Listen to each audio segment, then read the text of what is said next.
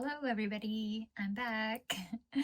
and for the newcomers, thanks for subscribing and welcome to Romeo the Shade. I'm Debbie and it's been a while. A lot has happened in the last few months. We moved across the country from Ontario to Saskatchewan and it's been a bit of a whirlwind. We listed our house. It sold in 2 weeks. We packed up our life and drove across the country. And for the Americans out there, Ontario to Saskatchewan is about the same distance as Michigan to Montana, except you have to go over all the lakes. So here I am, and it's taken me a little bit of time to get everything together, and I finally have an office, and this is the first time I've ever had a designated space to work in. I've always been in the corner of a bedroom somewhere, and I've set up in the attic of our house. And it's great. I have a desk that's just for my computer, which was something that always bothered me, having my monitor take up so much real estate on my working space. And so, yeah, I have this little corner office in our attic, and it's great. So I do plan on continuing the series that I started before I left, which was about the Zorn palette, and I have 2 more videos coming to complete that. But I recently, well, about a month ago, went into Regina. We're living in a small town. And Regina is the closest big city. It's actually the capital of Saskatchewan. And my husband had to pick up some glass at an art supply store. And of course, it's always dangerous going into an art supply store. So I, of course, came out with a few things. And I picked up some Holbein Gouache.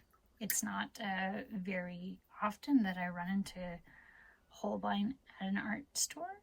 It's kind of a rarer thing, so I took advantage of it and picked a couple colors that I knew I would use a lot, and a white. In hindsight, I probably should have picked up a black as well, but regardless, I'm happy with the colors that I chose. And while I was there, I also got a couple of pastel pencils from Faber Castell and a couple of paintbrushes. One that I wanted for gouache because I do have another angled brush like this, but it's kind of getting a little bit ratty, and it's always nice when they're a little bit crisper. And this kind of like Chinese kind of calligraphy paintbrush. A lot of people use them for watercolor, and yeah, I just wanted to try it out. I think I've had one in the past when I was younger, but it's been a long time, so I got one of those too. So I thought I would do a little mini review of the Holbein paints and do a little bit of a sketchbook play around with the new materials that I got. I also picked up another Canson XL watercolor sketchbook. I just like the sketchbook. I know it's like really cheap paper, but it's fine for me. The shop where I bought these art supplies is called Black Dog in Regina. So if you're ever in Regina, I recommend it. It's a pretty nice art store. I was debating whether I should pick up the acrylic gouache, which seems to be the more popular product in the Holbein line, but I wasn't sure if I was going to enjoy the texture. I'm not a big acrylic paint person to begin with, and I think that people like the acrylic gouache because it doesn't lift, and I don't mind the lifting of gouache. And yeah, I just wasn't sure if I was gonna enjoy the way that you use it, so I thought I would pick something that was more familiar to me. And also, I've also really always wanted to try these. There are some artists that I admire that really love these gouaches. So Audra Auclair, she's here on YouTube and online all over the place. You should check her out if you haven't already. She works with this gouache, and she's a beautiful painter. So excuse my fingernails in this video and all upcoming videos, I think, until October, because we bought a piece of property that has quite a bit of land, and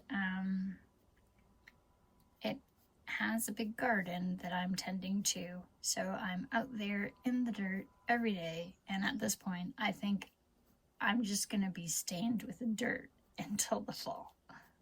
So I had this little sketch that I had drawn, and I was going to transfer it with my light table, but I just thought, okay, let's keep this simple, and so I redrew it in the sketchbook. It's just a little bird, and of course I'm using my trusty Prismacolor Colerarase pencil in rose. So this is a Princeton Glacier series, and it's a 3/8 inch angular wash brush.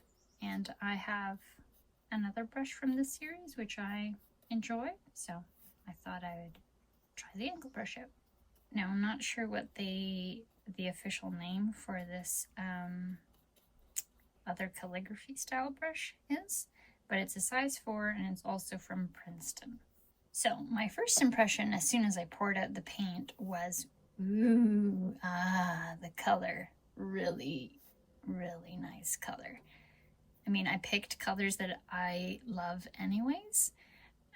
They're colors that I always gravitate to or mix on my own, so it's nice to have them pre-mixed.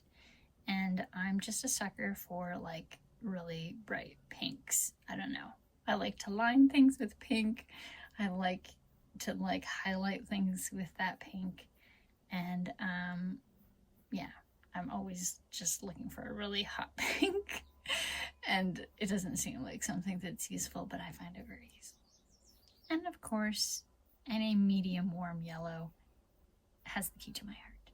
This green is called, I would call it a green, but it's kind of like a teal, and it's called Ice Blue, I believe. Let me just grab it's called Ice Blue. And it's just, again, one of these colors that I always gravitate to. So the paint is amazing, and now I understand why people rave about it, and maybe why it has the price that it has, the price tag that it has. It's also an import, so it's coming from Japan, so that's gonna just bring the cost up a bit, you know?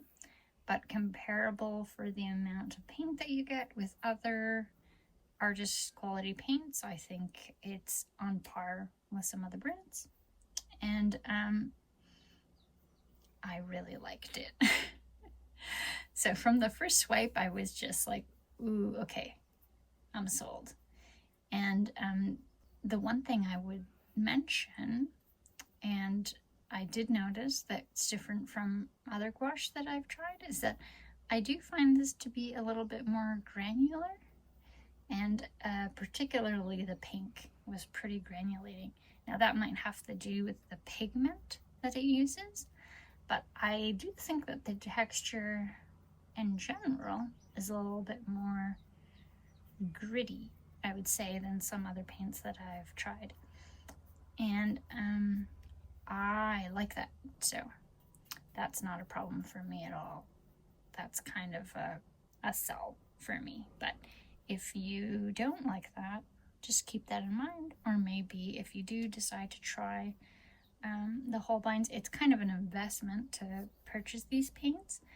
I would maybe just try one and see what you think about the texture.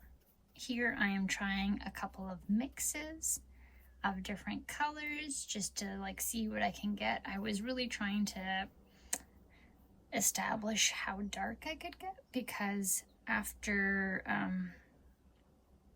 mixing the blue and the pink, I realized I can't really get that dark. I can get kind of like this purple thing, but I can't really get very dark. So I was just trying to see how deep I could go. But the yellow and the pink make the most amazing coral colors, and it's almost fluorescent. I love it.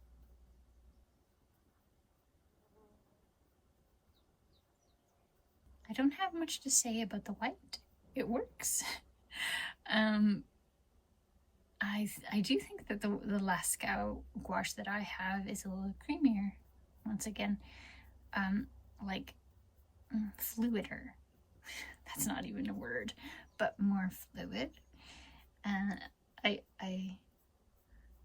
don't know. I have the suspicion that Asian paint companies are a little bit grittier. And I only own the Sakura Koi watercolors and now these Holbein Gouache colors, so it's just a suspicion, but so far I feel like they're highly liftable and gritty, and I think that's probably a decision, you know, and maybe a tendency in the Asian market, which again I like, so it's not a problem. A little while ago, well actually it's a year ago now, oh my goodness, I think it might have been 2 years ago, I went to an art supply store in Toronto in my sister's neighborhood, and they had a giveaway with purchase, and I got a couple of Turner's acrylic gouache. So I have a trio of primaries. That's also a Japanese company, so I think I'll do a little review and do a little testing. I haven't tried them at all yet, actually, in a future video. Let me know if you'd be interested in that. The Pitt pastels I am familiar with. I do own several of them already. These were just colors that I liked, and I don't have much to say about them other than the pink I thought was going to be pinkier, and it turns out to be a bit reddy, a bit more red. So I would have liked if that looked more like the pencil tip than it did in reality. Regardless, I will definitely find a use for it. I don't use pastels that often because they make such a mess. It's a pretty dusty medium, and you do have to kind of like clean up after you work. And like I said before, I often only had a corner of a room, and so I never wanted to pull it out and then have to clean up or like cover the bed or blah blah blah blah. But now that I do have the space, maybe I'll start pulling out the pastels again, because I really do enjoy pastel painting. It's very fun. So I'm starting off with the ice blue, and I'm kind of making it up as I go along. I just kind of like went in a little bit washier just to see like what it looks like on its own. I did really like the way it looked even without white mixed into it. It is very pigmented, so it almost doesn't need the white. And yeah, I like the quality that these paints have and the way it lays. And I'm starting to just reconsider using gouache more like watercolor. I was always taught to like make it really thick and creamy, but I've been playing around in sketchbooks with it, and I think that you can use it both ways. I mean, there is no right way to do it. There's maybe more like the typical way, but I think I like this kind of like washy gouache thing sometimes.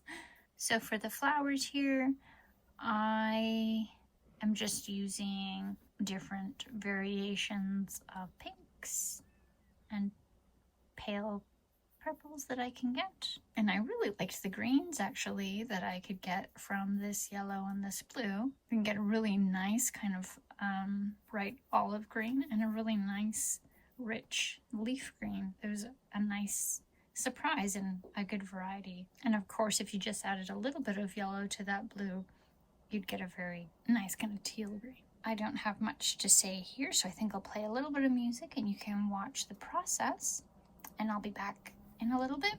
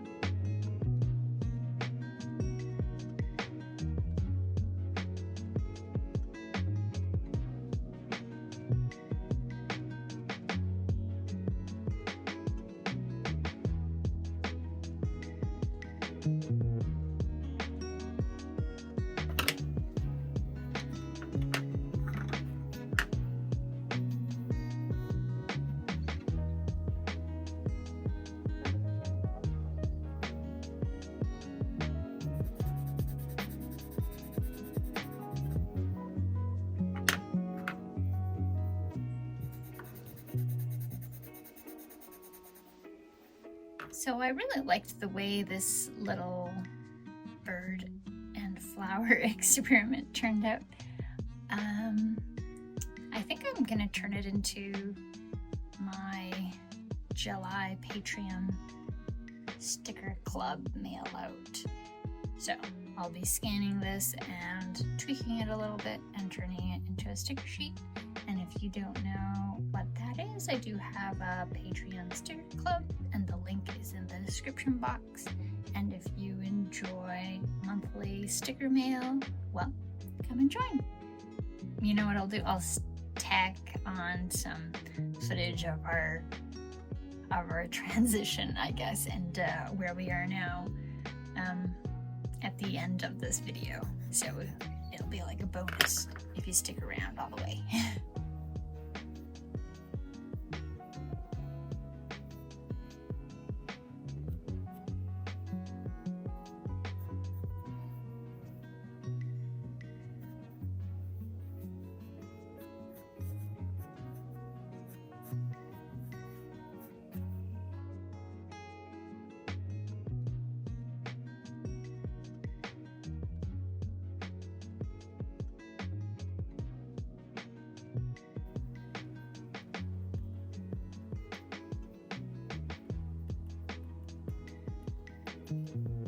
Anyhow, everyone, thanks for sticking around. I'm back now. There'll be more videos. I have my desk set up.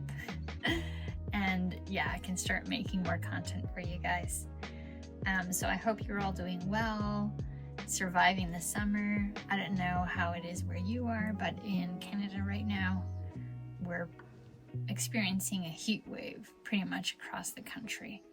And It's supposed to go up to 36 degrees this week. That's Celsius, which is really hot. So stay hydrated, stay well, and I'll see you soon. Bye, guys.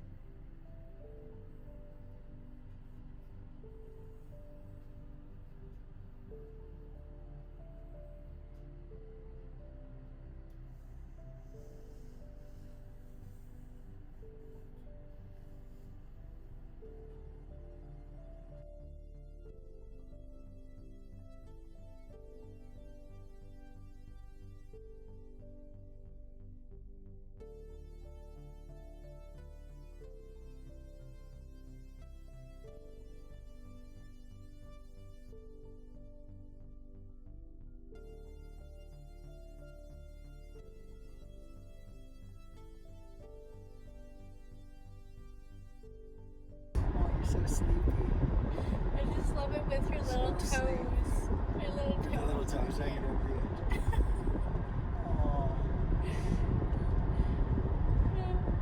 Tiny dog, big travels. Tiny puppy, big travels.